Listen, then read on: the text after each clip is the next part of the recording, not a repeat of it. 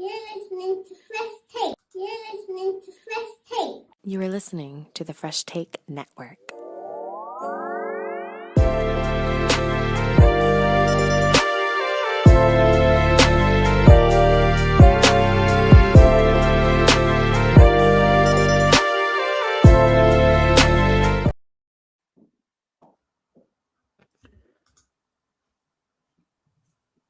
What it is, what it do, welcome to Fresh Take and the Fresh Footy podcast. I am really honored today to have two gentlemen that are the best of talking about football in Canada. We start from Global TV, the one, the only, the super talented, Moses Woldu. Moses, thanks for coming on. Appreciate it. Glad to be back once again. And from CTV in Van, the one and only, Brett Lubkiwski. Brett, glad to have you guys on. Obviously, a very exciting time here in the football world. And Brett, you and I talked about everything last week, and I really want to hear from you. But Moses, we got to go to you first. You've had a really cool experience already with this Canada squad. Yeah, you know what? Heading down to Atlanta to catch out that first game, and this was a team that just returned from Europe. So they played two very good and very tough friendlies against Netherlands and France, teams that were competing at the last World, or I should say at the current Euros as we speak, as both are in the semifinals. But both teams provided a certain element for Canada to face, especially with a new head coach coming in Jesse Marsh. So it was an opportunity for him to see his group. Going to Atlanta, as you mentioned, Josh, it was phenomenal. The atmosphere, you knew it. Even though it's the first time I've ever been to Atlanta, it felt like it was a real soccer city. You saw tons of the Elvis Celestes jerseys, just blue and white streamed everywhere, Messi jerseys all over the place. And then you found a lot of people in the hotel I was at. I was right next door to Team Canada's. And there was tons of Canadian fans out there too in full support. There was a local bar just down the street. And that's where I guess the Voyageurs were holding their little pregame party. And it was so cool to see Canadians just get excited for soccer. And that's something that, you know, I haven't been privy to growing up, but seeing now over the last few years with the team making the World Cup, we've seen the women have success as well. It's really fun to see. Atlanta was a blast, although it was more like 80-20, maybe close to like 85-15 when it came to Argentina fans. But overall, what an experience for both from the fan perspective as a Canadian, from a journalist perspective, and as well as just from a football overall competition. It's good to see Canada play some real high-quality talent. On a personal note, I was really happy for you, Moses. When we did a pod way back and we talked about your career, this was one of the goals that you had, was to cover, you know, a Copa, a Euro, a World Cup, and to see you have that ability. Just personally, just to get a little personal here, I was very happy that you had that ability. I appreciate that, man. It was long. It's a process, as anybody knows in the industry. I'm sure Brett will attest to that. But once you get to accomplish these things, there is a business side of it. There's a lot of long hours, but it is satisfying to be part of something that is pretty cool. That happens once every 4 years or 2 years, depending on the tournament, and just really being in it. And that's something that is always going to live as a memory, and I hope we get to continue that with 26 and beyond. So let me ask you one more question here, Moses, before we get to Brett again. So obviously you're not down there on Friday with one of the bigger moments in Canadian men history.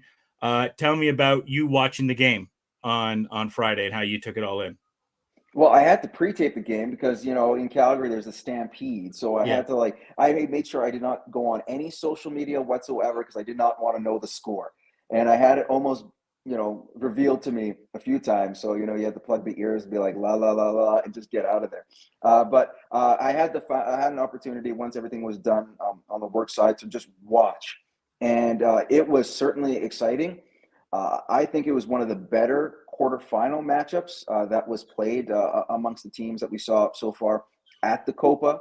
And Canada's resolve was something that I was very impressed with, because there were many times I thought, even not just through that game, but through the course of this tournament, that they could have just capitulated. They could have fallen down. There was a lot of Obviously missed calls from the referees. Let's not, I guess I don't know what you want to call the term, but let's say face. The officiating has been suspect at times, even with VAR, which is mind-boggling to me. But I guess that's part of human error. Then you look at some of like the times when they've conceded a goal, how would they respond or how they would absorb pressure, especially with Jesse Marsh's tactics. He does believe in a high press and getting the ball back and instantly creating opportunities for yourself. I really do feel that Canada as a whole has done a phenomenal job. And so watching that game, I was a little nervy, especially when Venezuela got the equalizer. It was putting pressure on Canada, and they were a bit on the back foot. But going into penalties and watching, for me, I think the story is Maxime Crepeau, what he's been able to accomplish. And I was rooting for him. I was like, come on, man, just make a save or two. And sure enough, he did what he had to do to help Canada, and Canada did the rest when it came to executing the PKs. Brett, we're waiting to get to you, kind of your process of watching the game on Friday.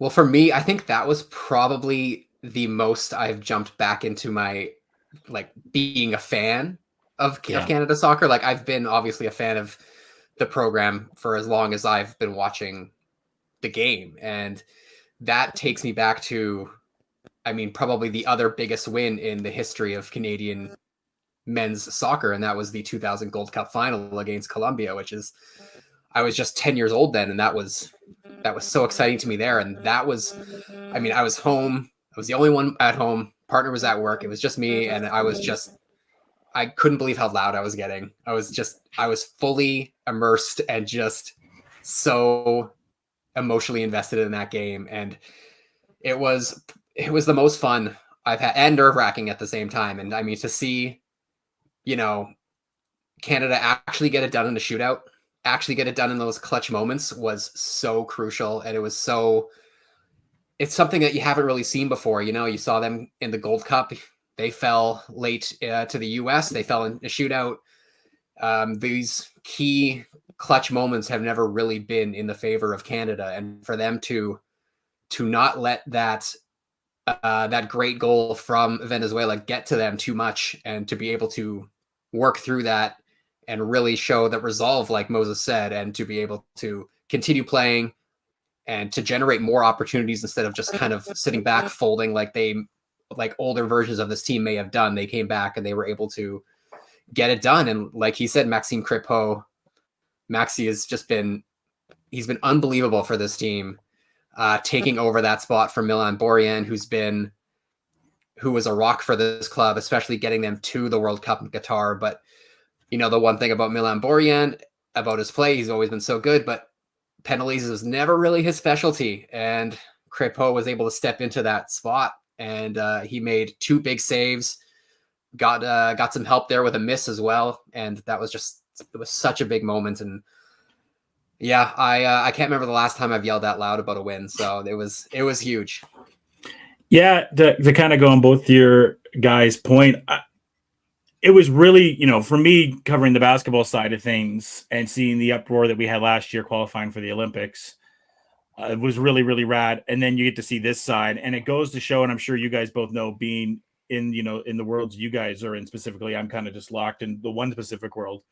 But it's really cool, though, to see the outpour on social media after and see how many Canadians are passionate about growing the game. I've been around DF soccer, and so I've gotten to see a lot of the growth of the game that way, and some of the building that you've had that way to get to this point. We already saw the women come away with an Olympic medal. And then I want to ask both you guys this, because, this was a big moment leading up to this, because, there was such an outpour of support leading to the World Cup. And then the World Cup didn't go the way we wanted. And then some results were not going the way we wanted. And it seemed all of a sudden, this upswing in support for Canada soccer was starting to go down with some of the results. And now here we are. Moses, I'll let you go first on that. Well, it comes down to structure. One of the things that Canada soccer hasn't had is stability. They are in a massive deficit, and they had to bring in a new CEO, someone who can come in. A new president has just been appointed. But just the overall structure in terms of how Canada soccer kind of does its business has kind of changed, and they want to reform that with this new group that is coming in. Because sometimes you would hear that the president would feel like he has an overseeing power in terms of how things are done, but he only has one vote amongst the entire board. And now to kind of have everybody on the same page, that's the hope, fingers crossed, having a chance to talk to some of those people behind the scenes that have taken over that position, coming up with ideas and ways to help Canada soccer from behind the scenes is big. Also from financially helping these athletes. You know, that was a big stipulation with both the men and women. Are they going to get paid? Are they going to be paid adequately and fairly? And how they're going to do that? Then you have the issue with bringing in a head coach and not having the funds, but very fortunately to see 3 MLS sides from Canada, Vancouver, Montreal, as well as Toronto, all come together and say, hey, we're going to help because we understand there's a long-term vision that helps us in the long run, developing Canadian players and having them on the international scene as well. Brett. Yeah, he kind of just nailed it right there. I mean, what I've noticed is just how these new people that have been brought in behind the scenes, you look at your Kevin Blues and Jesse Marsh, just all these new key pieces that have been brought in, and they've really just embraced their roles here. And I mean, I've been blown away by just the work that Kevin Blue's been putting in, how much time he's really been giving to the fans. He's been listening to the fans. I know that the hiring of Kevin Blue came as kind of a lot of people didn't really know who he was. Some people weren't exactly thrilled about the fact he didn't come from a soccer background, and some people were a little unsure about that. But I think that he's really embraced that. And then as well, when you look at Jesse Marsh, our new coach, with the ridiculous name, the MLS men's national team head coach, but I still love it. And again, like just to add on to that, thank you to those 3 Canadian MLS franchises who really kind of helped. The name might be silly, but I think it's been beneficial, and he's really embraced this role in Canada, and he's been able to do a lot with this team in a very short amount of time. You had that 4-0 loss against the Dutch in that first friendly, and some people were already hitting the panic button because a lot of people had a lot of reservations about bringing in an American specifically. A non-Canadian was one thing, but to bring in an American, there were a lot of longtime fans, former players, a lot of people involved in Canada soccer who did not like the fact that we were bringing in someone from south of the border. But he's been able to do a lot. He's really been able to get everyone to embrace their roles, and I think we haven't seen the biggest example of that might be in Alphonso Davies right now. Little bit of a controversial decision to name him as captain. A lot of people, including myself, thought Stefan Asakio was kind of the man for that job, but Davies has been growing into that role, and he's really starting to embrace it. And I think we saw that better than ever in that last match against Venezuela. That is the most complete left back 90 minutes I've seen out of Alphonso Davies in a Canada uniform. He was doing his thing a little bit where he would, dance around a couple guys, but he wasn't trying to go through the whole team. He was getting around that press and moving the ball up to his midfielders, to his wingers, and letting them do the work. And I was just blown away with how much he impressed me in that game. Moses, any follow-up on there on Brett's comments? Yeah, I just want to add to the points because it is bang on. I think we're starting to see the maturation process of Alphonso Davies. Jesse Marsh the other day spoke to the media and said that you can see him grow. It's not necessarily he doesn't have the skills. It's just now starting to flourish into his personality, where he does want to lead Canada, where he does want to be that person, say, hey, jump on my back. I'll take this to across the finish line wherever we need to be. And you saw those little increments here and there, but for him to wear the captaincy, the confidence from Jesse Marsh to do so, because you're right, Brett. Like they could have gone with Astakio, who would have been the easiest choice, the simplest choice. He is a vice captain, but nevertheless, that would have just been on a lot of minds for those who follow this team. You're like, well, it just makes sense. But for Alphonso, if this team is going to go far, I think he is that key piece that's going to. And if it means putting the armband on him to realize that and take it to another level, then so be it. I have no problem with him going to the attack, but it's just picking and choosing his spots. It's all going to come with the process. He's still young. We got to remember that. It's something that he'll grow into, and I hope he can turn into our version of Philip Lahm, except with height and maybe a little bit more speed. In his case, right? But Philip Lahm was a phenomenal leader from that left back position. Knew when to come into the play. Really kind of set the tone from the back when he got the ball to the midfield. Nice little transition there. You could see Alphonso Davies being that type of guy, and I'm sure he probably learned a few things in Bayern Munich because Lahm's presence there was pretty felt everywhere, and he played a similar position. So there's probably a nice little thing there as well. But I personally I agree with Brett, just watching him evolve and seeing tactically what Jesse Marsch has been able to do with this team.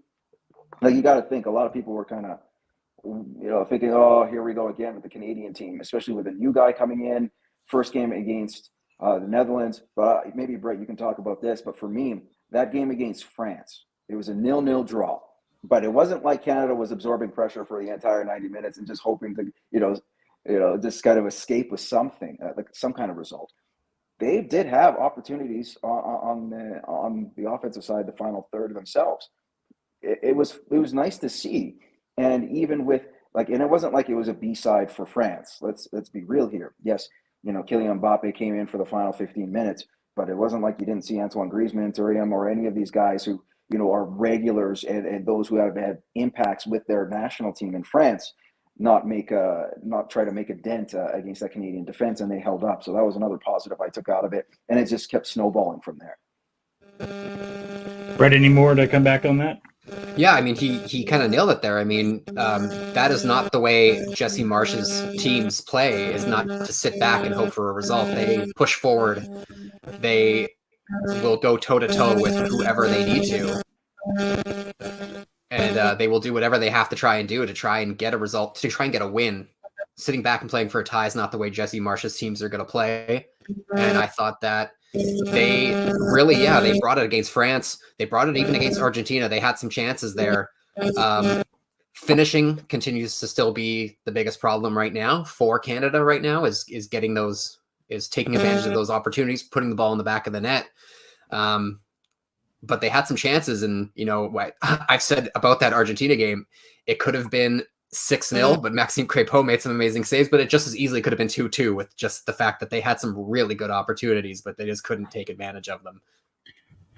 Absolutely. Well, we're going to get to that. I will just say on my point, that was one of them. I mentioned it on IG. For me, rooting for Canada and for England, that was one of the more stressful 15 hours of footy I've ever had to deal with. When I text you, Brett, I'm just like, England is going to penalties. Why do I have to do this in back-to-back days? Also, we'll get to Euro, but I'm like, England never wins in penalties. And then for Canada, we've had a better track record in penalties going back to the women in the Olympics. But I got to say, I'll ask you guys about this before we get to the Argentina. Are penalties in soccer maybe the most stressful thing as a fan to watch? I'd say so. Yeah. Yeah, I'll just quickly just say. Yeah, I mean, they absolutely. absolutely are. I mean, you are standing on your feet. You can't sit still. I know for me, I was whenever Argentina was stepping up, not Argentina, excuse me, with Venezuela was stepping up for every penalty, and I saw Maxime Crépeau's arms go up, my arms are going out. I'm just try to make that look big, try to, cut off that angle, make things as difficult as possible. And I mean, for me, that was twice in one day, because you cheer for England, I cheer for France. So I had to deal with France and Portugal in the early afternoon, and then Canada, Venezuela at night. And it was just for you and you and me, we both had 2 sets of penalties for our teams just go in within a few hours of each other. And I mean, that's just about as stressful as you can get. And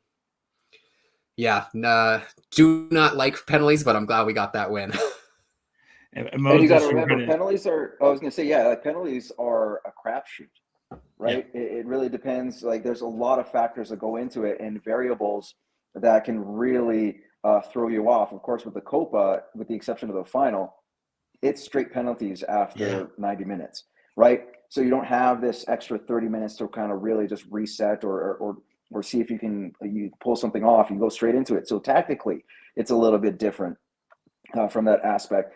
So, and for me, maybe it's a bit of I think an advantage rather than playing an extra additional 30 minutes. If you're playing the 90, even when you make a last minute substitution because you feel that some guy can actually benefit you if it came down to PKs, you didn't necessarily have to deal with an additional 30 minutes to maybe have a factor in that. You never know what could happen with a penalty, a foul, a card that could dismiss a guy. So for me, I'm thinking it's definitely nerve-wracking, 100%.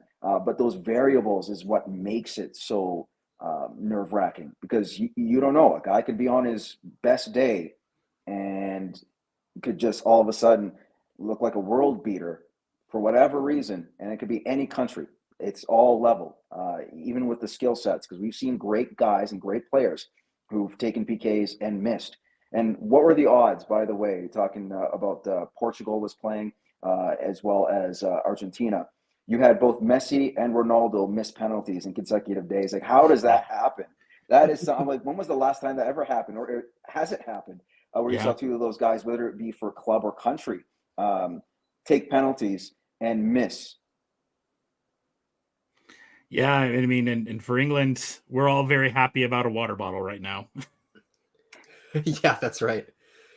And another point to that is when you go to the penalties and you talk about extra time. I mean, England had that happen in the round of 16 against Slovakia, and I mean, Jude Bellingham's wonder goal sends it to extra time.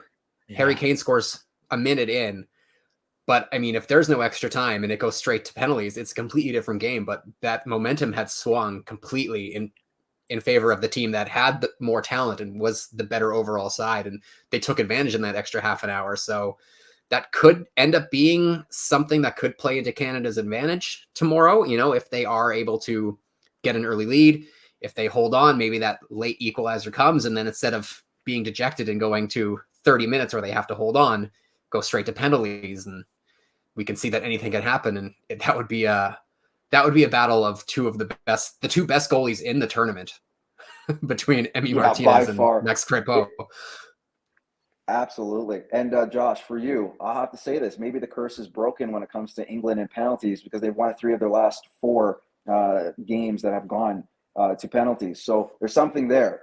Maybe, the jinx from the last Euro maybe has washed away, but we'll get to that. It was just a very stressful. It's interesting for me. Like, I know you guys are full footy fans, and whenever the international stuff comes, and I've talked to a lot of people like that, and I think it does help for me that, is English and Canadian. So it helps when you have 2 teams you can root for at the same time. Actually, before we get to Argentina and Canada, I want to ask about this, but it's so nice to root for both your teams at the same time, being an English Canadian. But it's almost just really nice for football fans. You're in a really nice period right now, right? Because there's really nothing else as far as sport is going on. You got baseball going on, but in Canada here, the Blue Jays aren't playing good. I know people have other teams, but when the Blue Jays aren't good, interest definitely dives down quite significantly. And you have the Copa going on, you have the Euro going on, and then we wait 2 weeks, and then we have Olympics going on here. I'll go to you quick here, Moses, then Brett. Do you agree, this is almost better to have the Copa and Euro going on simultaneously? Oh, yeah. Well, it's great for us in our time zone because we get to see football throughout the day, right? We have 2 matches or 3 matches, depending on what goes on for the afternoon. But, yeah, for me as a guy, I love watching afternoon sports because I have the rest of the day to do what I want to do. But with the Copa, it just kind of adds on. I have a barbecue, have a beer, sit on the patio, watch a game as, we're here in the middle, or we're starting up summer. It's an awesome time to be a soccer fan. These are 2 elite tournaments that come around, and there is some great competition. And there's a little bit of an incentive now with the caveat with Canada being part of that group and the only CONCACAF team remaining. I think it's just been a fantastic 24 summer so far, watching some great soccer and some elite players. Yeah, Brett, same with you, just, being in that. And I hope that it takes football fans like me that I'm in love with it and I'm watching it. And then the club season comes and then you're like, it's too much work. Because, I mean, it is. I will say that's the one downside is a lot of this is on your TSNs and on your Sportsnet in Canada. But then when we get to the EPL and the Wundeliga and all these other clubs, then it's just this, use a Canadian word here, kerfuffle, all over the place between where all the club teams are. It's all over the place. It was nice for a lot of fans when it was on DAZN, because a lot of us are getting DAZN for the NFL package. So you kind of got 2 for 1. You could start early in the morning and watch some EPL or whatever before the NFL stuff starts. But now it's all over the place. Yeah, absolutely. I mean, it's been great having both tournaments going on at once. Firstly, I mean, obviously Canada being in Copa has made such a difference. The Copa America in the past typically hasn't gotten that same sort of television like audience in North America, because it's just not shown in the past. So having both tournaments here has been so key. But yeah, you're right. And then especially if you are a fan of your North American club sports right now, MLS is still in full swing. The Canadian Premier League, that's still going on, and they're playing some fantastic football right now in that league. And there's just no one there to watch it because everyone is just completely exhausted by the time that a full day of Euros and Copa is done. And I mean, the fact that especially in MLS, these teams are having to do this without some key players. I mean, you look at Inter Miami, they got absolutely run out of the building by FC Cincinnati 5-1 without Messi and Suarez right now. So that was rough for them. So yeah, it's been a lot, especially if you are keeping track of your CPLs and your MLSs, but there might be a little bit of a hangover. It might take me a few weeks to get into the EPL season and into all those European leagues once they get going. But yeah, it's been the summer of soccer, and it's been fantastic here in Canada. And like I said, Olympics coming up. But let's talk about the game that's in hand. That's the big deal tomorrow evening / afternoon. Brett, we'll start with you, then go to Mo. Canada versus Argentina. Like you and I talked about in our last preview pod here, Brett, they played this Argentina team, I think, better than a lot of us did. They end up losing. I think there's always a chance. They're going in as big underdogs. Obviously, you're facing what some would consider the greatest footballer of all time in Messi. I still think it's Pele personally. But it's going to be, this is going to be a marquee matchup in Canada. Do you see a path for the Canadians to advance to the final? I mean, of course, there's always a way to get there. The biggest thing is, for me at least, coming into tomorrow's match, is this is a vastly different team than the one that played Argentina in the first game of this tournament right now. They have come into themselves so much. The center back pairing of Derek Cornelius and Moise Bombito has, compared to that first game to that last game, obviously Bombito had that one play where he got bullied off the ball, and that led to that long goal there. But I mean, as a unit, they have been fantastic together. That whole back line has been so good. I mean, you look at Alistair Johnson, no one's talking about him enough. He has been just rock solid all game. He's the spokesperson for this team. I mean, there's no one better to have an interview with. I'm sure Moses would know. He's fantastic. He's so well-spoken, so funny. But yeah, they're just a completely different team. And I mean, everyone's been saying it, but the big catalyst of that has been the guy running on that left wing, Jacob Schaffelberg, the Maritime Messi. He's great. He has been unbelievable. It is crazy to think that a year ago in the Gold Cup, with Canada pretty much sending its B team, he was coming in as a sub. And he scores that goal against the United States in the quarterfinals, and that seemed to change his complete career trajectory for the Canadian national team. He has been unbelievable playing for this squad, and he has been so good. Coming into tomorrow, he's currently second in the tournament in expected assists behind only Leo Messi. Like, he has not only scored, but he has done more to set up quality chances for their side than anyone else. And I mean, he's not quite 90 minutes fit right now, so we do suspect he'll come out of the game. Will Liam Miller be the guy to come in again? He has looked shaky. He's been a little bit in his own head. We know Liam Miller can bring it. He nearly scored that amazing goal against France in that friendly. We know that he is a very skilled player, had a great season in Preston in the championship. So we're going to need to see more out of him, more out of those subs. But it's been the MLS guys. It's been Jonathan Osorio, Richie Larea, Jacob Schaffelberg. Those have been the guys that have really been the catalyst. Even Tanny Olawase he's looked pretty decent. He's still young. He still shows that inexperience a little bit at times, but he's been a really good spark off the bench. Where personally, I expected to see Theo Bair, but we haven't, or Jason Russell Rowe even, but we haven't really seen those guys come on at all. Because Tanny, it's been Tanny time in the last 20 minutes for Canada. Moses, kind of the same question for you. What do you think the path is for Canada to take out Messi in Argentina? Well, I personally think, one of the issues in that first game was how effective Messi and those forwards were in terms of just dissecting that defense. You talk about what ultimately led to the goal, Brett, but even just earlier in the game, you saw multiple. It seemed like there were times when Crepeau was going 1 or 2 VO, like he was just facing 2 different guys. Fortunately for Canada's sake, you talk about Crepeau making those unbelievable stops. So it could have been a lot worse in game number 1. I feel Canada has learned a lot, and when you play a team a second time in the tournament, you're a little more familiar with them, and I think that actually gives Canada a much better opportunity in this game. They can't let players get in behind that defense, especially in between the 2 center backs. We saw that with Angel Di Maria a few times, but it looks like Argentina is a little bit banged up. And for me, I think what is the bigger story is not so much in terms of Canada, yes, has gotten better and improved vastly, but how Argentina has just really looked average. They've had their opportunities, but they haven't quite put it in that second or third gear we've been accustomed to in recent tournaments, both the previous Copa as well as the World Cup. I think part of it is with Leo Messi. He is hurt. He did sit out the third game. He did have a knock, and he did look average in their quarterfinal matchup that ended up going into penalties. And a game they could have lost to Ecuador. Like that was a game that Ecuador could have just won in regulation in the final stages of injury time. It's not a team that I think is maybe we thought could have been, but I really think that's going to be the story, is like how Argentina responds, because Canada has certainly gotten better as this tournament has gone.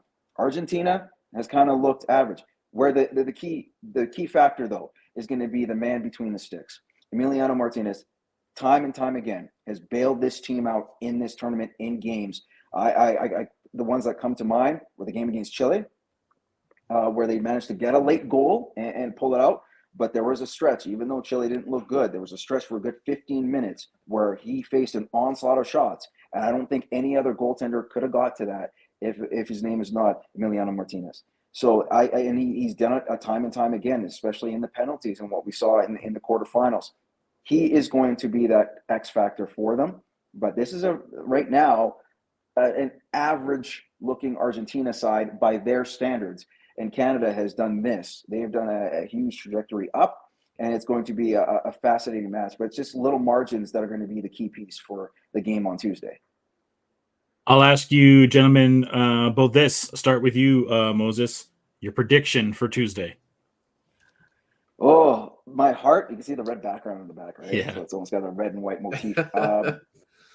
My heart wants to say I think Canada can pull this off, but I do feel, as I mentioned, Emiliano Martinez is going to be a big factor in that game. And when Canada gets to that final third, they will have opportunities, but it's the guy between the sticks that's going to be the one that pulls it out. We'll see if Messi is a little bit better. They're going to need him to be, that is for sure. But I'm going to have to say it's going to be a close one. I'm going with 2-1 Argentina. Right. Yeah, I'm kind of in the same boat. I mean, Crepeau is going to have to make some huge saves, and he's going to make at least one for Canada. I'm just not sure about their forward unit and their ability to finish chances right now. There's been so many opportunities, and it just hasn't been consistent enough. So, and like Moses said, I mean, Martinez is probably, if not one of the best goalies in the world right now, if not the best. So it would I still see his save from the World Cup 2022 against Kolomoani at 3-3. I still see that in my nightmares because France had a chance to win that World Cup, if not for that save. But I think it's going to be 1-0 Argentina. It's going to be Probably a goal sometime in the second half. I think Canada's going to play them really tight. It's going to be a really rough, tough affair, and they're going to make them scratch for every inch. But Messi's just, I think he's just too tricky, and I think his ability to find his teammates in tight spaces it's going to come through once, and they're going to find a way to probably get one. And I'd love to see Canada win, but I'm going to say 1-0 to the defending champs. Yeah, I mean, like you guys both said, in my heart of hearts, I want to go for Canada, and let's all hopefully be wrong.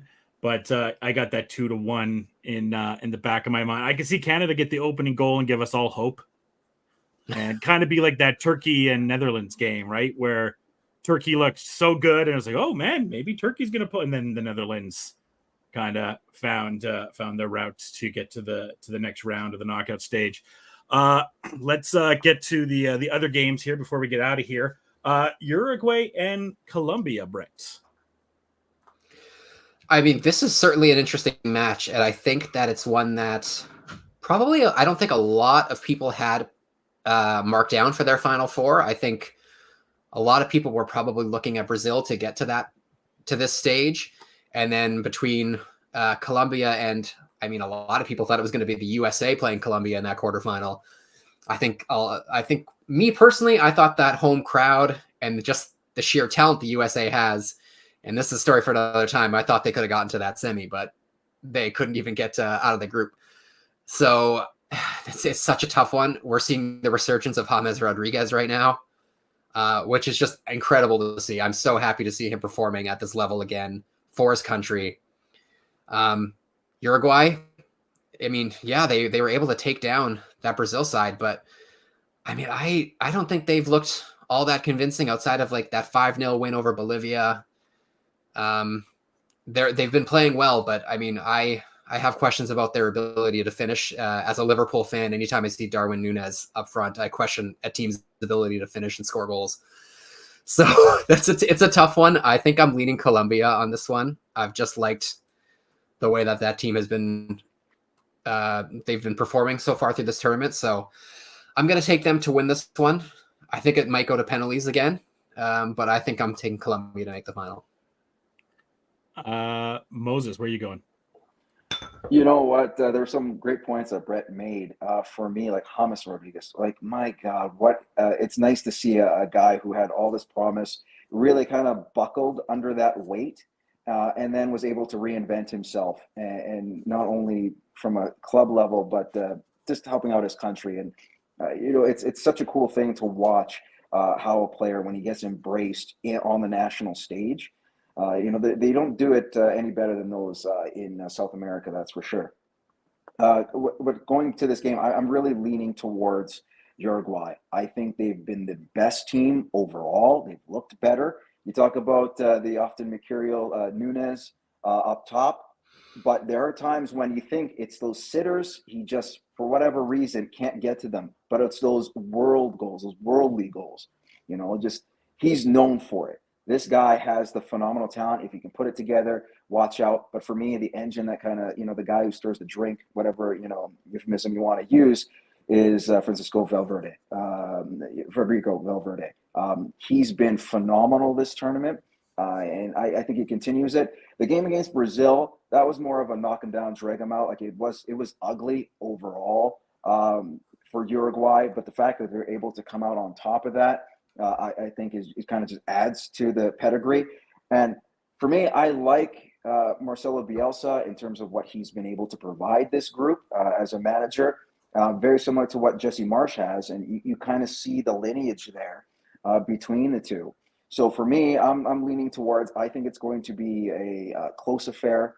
I think it's going to be more of those games where it's going to be 2-0 for Uruguay. I'm not saying that Colombia won't have their chances, but it's going to be one of those games where it's going to be tight. Uruguay goes up 1-0, and then they'll get a late one because Colombia is putting all the pressure, and they get they're a little, you know, obviously weak in the back, and they on the counter. I think Uruguay just seals the game. So for me, Uruguay's been the best team. I like how they look. They'll go to the final, and they'll take on Argentina. All right, and then we get to the Euro Cup really quickly to talk about the final there. Moses, who is your final two in the Euro Cup? Gosh, I'm going to start with England and Netherlands for that one. Like for me, I look at the Netherlands and I really like this team, but they just can't seem to put it all together for a full 90 minutes. Whereas England has kind of looked up, up and down, but there are guys who are going to merge. And Bakarai Saka, to me, was phenomenal in that game. He came out to that party in that quarterfinal. I think that performance carries over as good as the Netherlands have in terms of the talent. I think a guy like Saka, you throw in Kane, Bellingham, if they feed the ball to a guy in the box. I'm going to give England the edge. I think they go to the final for the second straight Euro. And on the other side of the bracket, I really do like this France team. They haven't looked great, but just like any team, sometimes you just need a little bit of grit. I find with this French team, they have that. They whether it be, we're going to have to drag this game out, going through extra time and maybe to penalties. But I really do like that French team, and I do feel that they're going to advance. We'll see a France-England final. Fingers crossed that these games actually do end in 90 minutes, because I felt like the quarterfinals, I don't know about you, Brett or Josh, but they really dragged on, like 3 out of the 4, and it wasn't any, like, you weren't excited on the edge of your seat, with maybe the exception of the Germany-Spain match. Some of them, they were just kind of god-awful. So hopefully they'll be done in 90 minutes, and we'll have a fantastic final. I'm going France and England. Part of that is Gareth Southgate football as well. Part of that is that. Hey, Kevin, but you see the class when England moves up, and when they were down 1-0, you saw them put on the pressure, and it didn't take them long to come back. And it took a great goal from Saka, but I mean, there's still quality in that England side.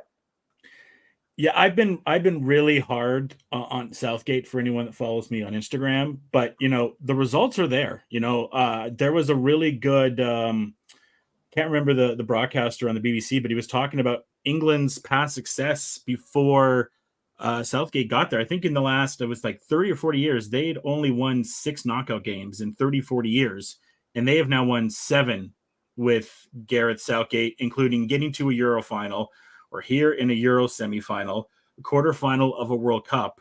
So while the football may not be the most exciting at times, the results do speak for themselves. And as much as I did like the Spain team when Brett and I did our last show, it just feels like it's going to be France and England. It just feels destined to have that. And, I'm not going to say it's coming home or anything just yet, but it does feel like a much more inspired team now in the knockout stage.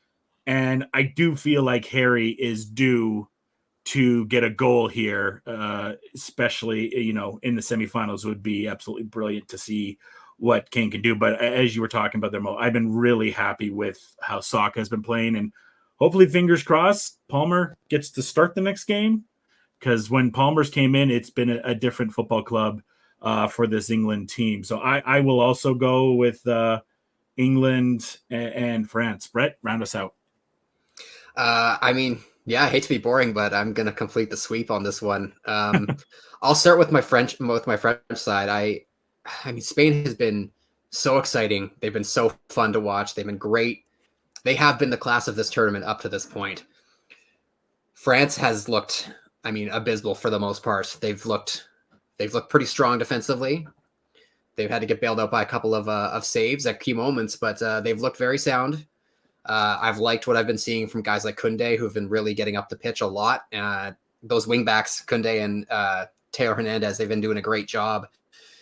I think that Kylian Mbappe is struggling a little bit with that face mask. I think it's just throwing something off of his game.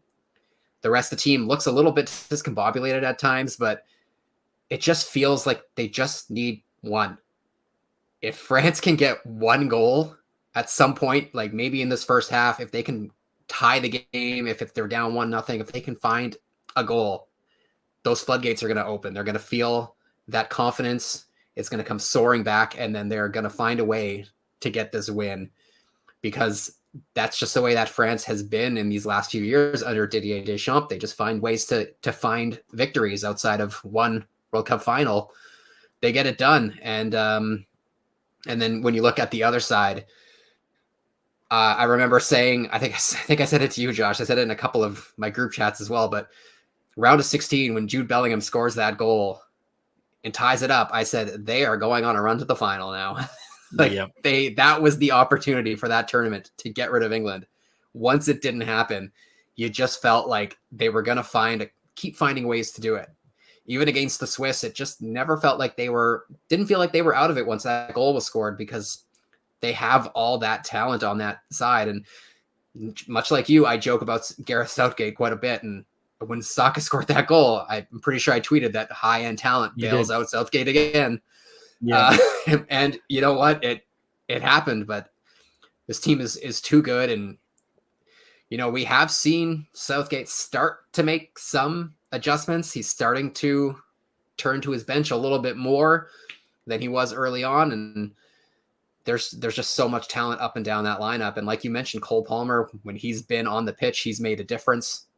And I think that, like Moses said, the Dutch they've been consistently inconsistent in the way that they cannot put together a full 90 minutes. And they just find ways to switch off at key moments, and they've been able to bail themselves out. But I don't think they'll be able to do it this time. I think the run ends for the Dutch. And look at them, and just kind of adding on to your point, Brett, just to quickly mention this, Josh. Yeah. Look what they did in the group stage. They fall to third, and then the luck of the draw. Who they get? Romania. Then they get Turkey. And now they're going to face a stiffer competition with England. This is not like the two previous knockout rounds. So, I just to kind of add to your point there, it's going to be extremely tough for the Dutch if they can't put it together. They've gotten this far, but it doesn't mean you can't get over that hump for them. It's been a very interesting switch side, just kind of talking to folks back home in England. During the knockout stage, everyone's like, you got to sack Southgate. This is terrible. And now it's completely different. The coming home stuff has started, and the excitement for English football has been, I will say, I do think the Netherlands may have more fans at this next game, just from everything we've seen from the fan support out there in Germany. So I think the fan support, the Swiss did quite a good job with their fans at that event as well. So it's going to be I'm going to be very nervous for this one. We have a lot of family coming over to watch this. So that's going to be very exciting. And once again, it'll be a very stressful 15 hours of footy for me. But I imagine the beer is going to be flowing for you. Oh, yeah. Flying all over the place like you see in all those shots in pubs and restaurants and little party squares out in England. Oh, yeah. And I'm supposed to go down to the AEW show down at the grounds on Wednesday evening. So if we win, please believe I will be an obnoxious England fan with my kit and with the flag as I make my way down to the grounds on Wednesday and at that show. Yeah, tomorrow is going to be a rough one for me. I work those overnights. I finished work at 8:30 in the morning here, and the France game starts at 12 tomorrow on the Pacific time, and then so I have to stay up till 2 to watch that. Go to bed for 3 hours, wake up to watch Canada at 5, and then go to work on Wednesday and do a hit. So that's gonna be fun. And I'm guessing for you, Moses, you gotta dodge again.